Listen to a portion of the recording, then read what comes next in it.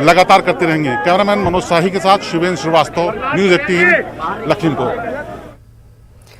मध्य प्रदेश में कोरोना की दूसरी लहर का जोर भले ही आखिरी पायदान पर हो, लेकिन कोरोना कहर के दौरान खरीदी गई जांच किट को लेकर सियासत है कि खत्म होने का नाम नहीं ले रही।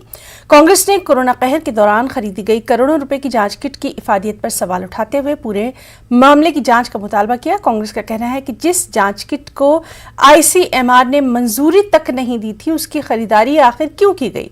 वहीं वज़ीर दाखिला डॉक्टर नरोत्तम मिश्रा का कहना है कि हुकूमत कोरोना और उसकी जांच के मामले को लेकर संजीदा है। आज भी 70,000 से ज्यादा लोगों की यौमिया तौर पर जांच की जा रही है। जहां तक कांग्रेस के इल्जाम का सवाल है, यह हसास मसला है, इस पर गौर किया जाएगा। यह गंभीर विषय है, WHO अगर कहता है, और इसलिए हम पूरी तरह से सजग हैं। हम निगाह रखे हुए हैं और इसलिए 70,000 से ज्यादा प्रकरण केस हमारे रोज टेस्ट कर रहे हैं। हम जहां भी कोरोना सर उठाता मिलेगा कुचल देंगे।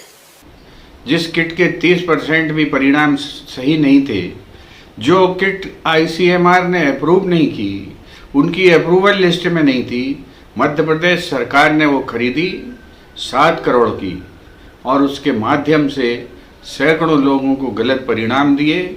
जो सिम्टोमेटिक भी थे वो भी नेगेटिव परिणाम उसमें आए और कोरोना को फैलने में सहायता मिली।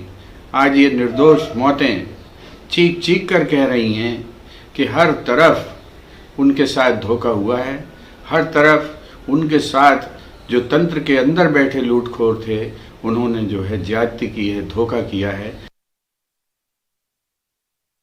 और हमारे साथ